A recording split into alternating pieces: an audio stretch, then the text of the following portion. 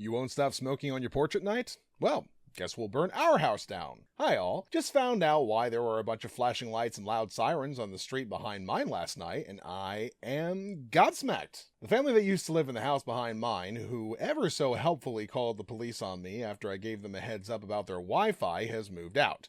A new family has moved in. Our houses are separated by a couple 100 feet and a brush line. I found this out because they came to talk to me last week about smoking a joint before I go to bed on my porch, and how the smell is terrible and it's bothering them and I just need to not do that. Note, I smoke precisely 1/2 gram joint on my screened-in porch before bed, perhaps 3 to 4 times a week.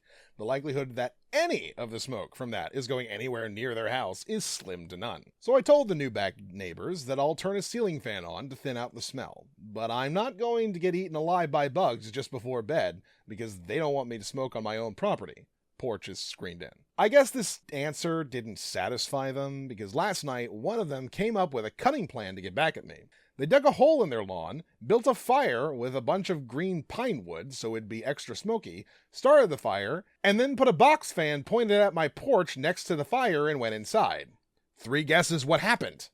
If you guess that they set their own house on fire, you would be correct. One of their next door neighbors called 911 because some cinders from the fire set my back neighbor's house on fire. I have no idea how much the fire damaged the house, only that the people who lived there got arrested and given an impressive set of fines for negligence and a bunch of other things. Did I mention my county is under a fire weather warning and all those fines are multiplied? The juiciest part, and the reason I decided to post on here about it, was one of the cops was talking to the neighbors who were going on and on about the awful pot smell that I was causing and making the house uninhabitable. Cop sniffs a little bit and tells them that's not marijuana, it's just a skunk. You know the cop actually does now. It's a pain in the butt to try and investigate such a thing like that, so he's probably just like, I'll just say it's a skunk. It's not like anyone actually knows. Woman accuses me of my son not being mine, then berates me about his hair. Edit. I do appreciate all of you being so supportive. I love his hair. It's silky and fine, just gorgeous. If it were up to me, I'd never have a cut. But if he decides to, his body, his choice, very pro-kids having bodily autonomy.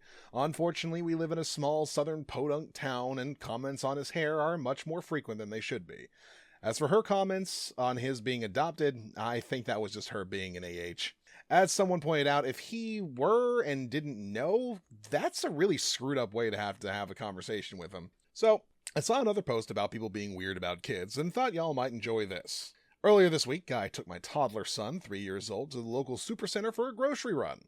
He loves going and really loves interacting with people, which is perfect because it makes store runs easier since he enjoys it. Let me start by saying that he looks nothing like me, to the point that had he not been in the room with me the entire time after giving birth to him, I might wonder about being switched out for another kid. He's extremely fair-skinned, blonde hair, blue eyes. I'm pale, but not quite as translucent as he is. Dark hair, day eyes. We were walking around and picking up what was needed, and a woman, I won't say Karen necessarily, but we'll call her Barbara, older, mid-60s maybe, grandmotherly, starts talking to him. "Hi, sweetie, are you having fun with Auntie tonight? I bet your mom is enjoying her night off." I'm not offended, because this isn't the first time that I've gotten this, so I just smile and say, "I'm actually Mom. We're just running some errands and having fun." "Oh, that's a boy? What pretty hair. But you can't be Mom, he doesn't look like you." I'm still trying to smile. "Oh, trust me, I know, but he's definitely mine." Barbara: "He's adopted then, he's not yours." Me: now confused. "He's definitely mine. I pushed him out, pretty sure I'd know." Barbara frowns: "Then you're to blame for his hair being like that? He looks like a girl." My son has long hair. It's past his shoulders to the middle of his back. It's beautiful and healthy and absolutely gorgeous.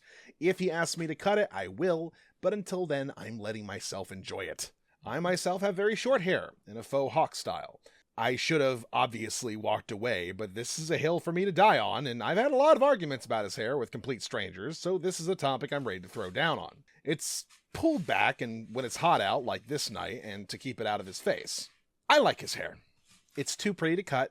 If he wants it cut, he'll tell me, and we'll get it cut. Until then, I'm letting it roll. Barbara: "He looks like a girl. Girls have long hair, boys have short hair." I run my hand through my spiked up hawk, kind of rub the back of my head where it's taken down to a 2. "Really? What does that make me? At this point, she took her cart and walked away with one more, "He looks like a girl, you're making him look like a girl." I wish I knew what it was about kids that make people so weird. The whole time he was playing with his monster truck that we'd picked up, but when she walked away, he waved happily and gave her a nice little bye. Oh gosh, leave the kid alone. Let him have long hair. What is wrong with you? Very narrow mindset here. This is just one of those things. I live in a rural area myself. I understand the idea, but boys have short hair, girls have long hair. It's a really weird mantra. I mean, it's 2022, folks. Let people have the hair they want.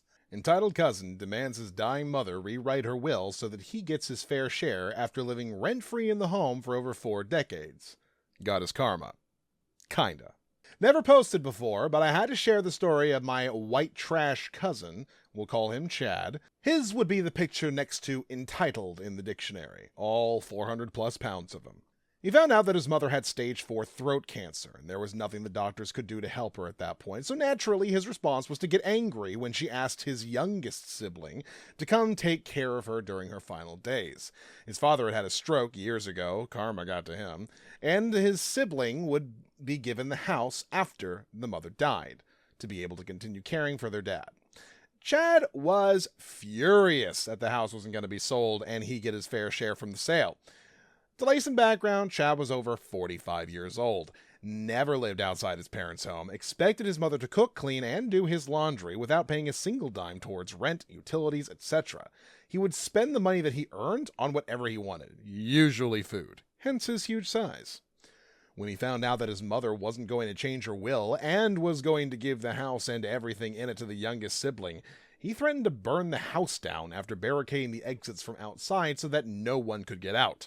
He thought he had the police in this town in his back pocket, and when my mom heard the threat, she got his mom to record what was said.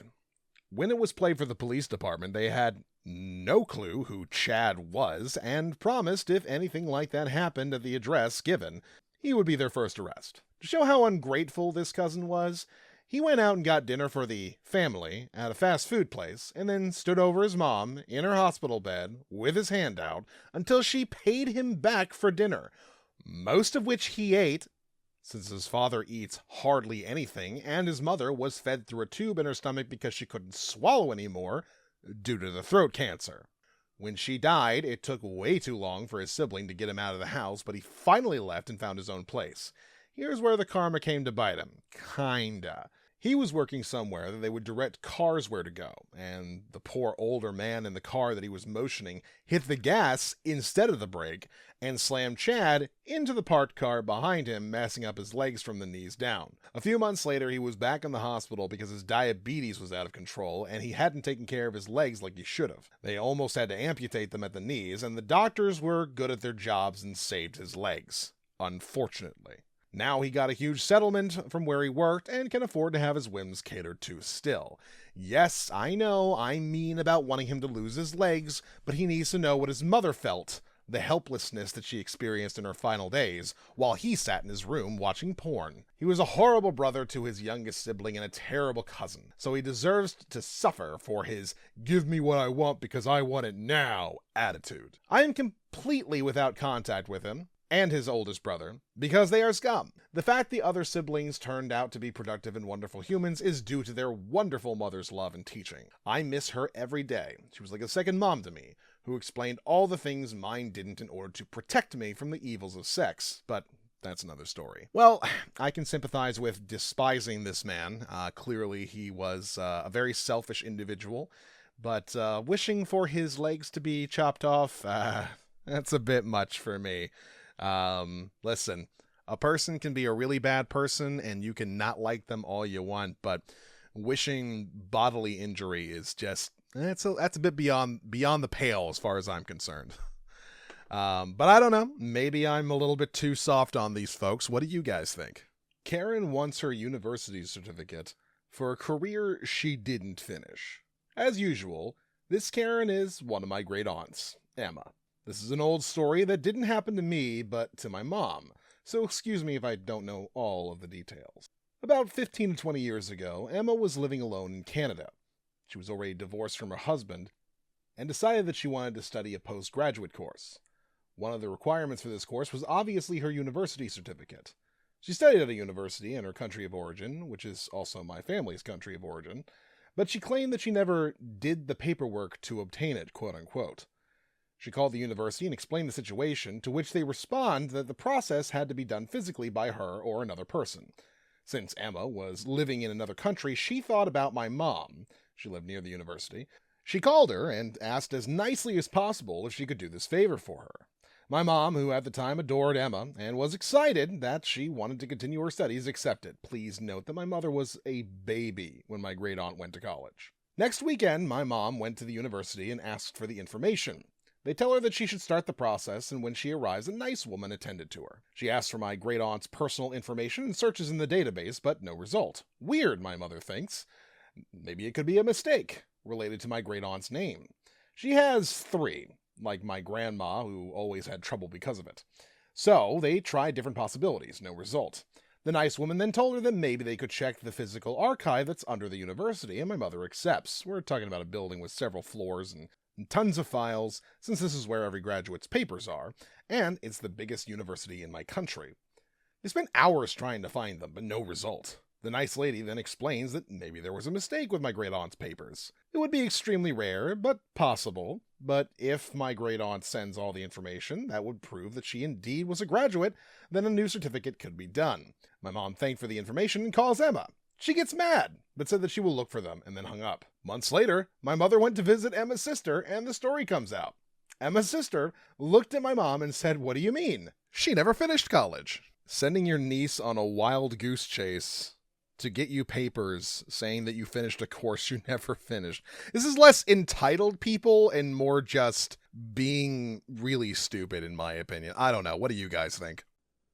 Entitled kid tries to take my pizza, then denies I had pizza. This just happened and I'm kind of still mad. Hello everyone on Reddit, this is my first post here, so yeah, this actually happened. Today at school, I forgot to bring my lunch, as we usually order Subway, and today we didn't because they were out of turkey. So I had to pick up my food from the office. I expected Subway, but my mom got a pizza and pasta for me and my sister. My sister wasn't in the office and didn't come because she didn't have her phone and didn't know. So she sent me to find her and deliver the pasta. Me and 2 good friends, we'll call Albert and Miss Chunibio. So me and the gang went out to find her. And while we turned the corner to the field, the EK jumped out to grab it. "Thank you, this is mine," he said, as he physically grabbed the pizza and pasta box. Thankfully, Miss Chunibio had brought some sticks to school and used them to bat his hands away. The sticks were not hard, it was more like a foam stick that was probably from Star Wars. He runs off, and we were mad that this happened. He then sneaks behind us and throws corn at us. We get more pissed, but eventually we find my sister, deliver the pizza, and enjoy the pizza. We later walk back to the field to talk with our other friends, and then we find out that a PE teacher is hunting us down, Miss Chunibio, for hitting the kid. So we decide to go to the teacher and tell him what happened. We were actually called by a yard monitor, a YM, and we went to the PE teacher, and he asked us to tell the yard monitor about it, so here's how it went. Yard monitor: "Can you 3 tell me what happened?" A: "May I speak?" Me: "Yes." A: "Okay, so basically, OP's mom got him and his sister a pizza and pasta, and she sent me, OP, and Miss Chunibio to find OP's sister. So we went looking, and then EK, not said by Albert, but he was literally behind us on the soccer field, and he tried to take the pizza and pasta, so Miss Chunibio hid his hands away from the pizza as an act of self-defense. We forgot to mention that he also threw corn at us. YM: "Oh, EK, get over here." EK: "Yes, YM?" YM: "Did you try taking their pizza?" EK: "No, I didn't. These people don't even have a pizza. I saw them spinning that around and then they started hitting me." Granted, he swore a lot more, but I don't remember most of them because he was swearing a lot. Me: "Yes, we did. If you don't believe me, go check the recycling bin in the cafeteria. There will be a pizza box right there." YM: "Okay, you can leave, EK." Note that he also swore several times while explaining that, quote-unquote, he didn't take our pizza and that we, quote-unquote, attacked him. YM: "Okay, so Miss Chunibio, please don't take the sticks to school. I like the design. I think it's chill, but it's best you leave these at home because I believe it may start causing problems." And that was it. We were warned that he was a butthole, and that's the story. Thank you for listening. Well, wanting to take your stuff and then denying that it happens, and then he throws corn at you. Where do you live? That's my question. This sounds like some Kentucky Fried Crazy right here, as far as I'm concerned. I don't know. What do you guys think?